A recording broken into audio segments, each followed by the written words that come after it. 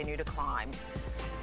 Welcome, everybody. It's the special edition of Fox 5 News at 5, which is at 4. I'm Dari Alexander. All right, I'm Steve Lacey. The governor says restaurants in this city will be forced to close indoor dining if local hospitals get close to becoming overwhelmed.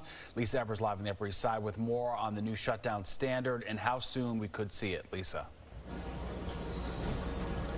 Well, Stephen Derry, Governor Cuomo says with a surge in coronavirus cases expected over the coming weeks during the holidays, he will order a shutdown of all indoor dining in New York City within 5 days if those hospitalization rates do not stabilize. And other regions of the state could see their indoor dining limits cut in half down to 25%.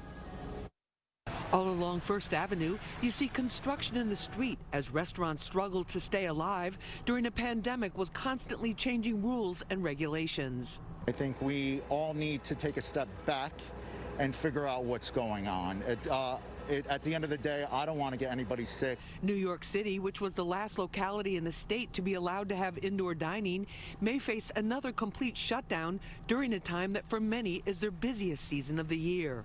5 days if the hospitalization rate doesn't stabilize in New York City.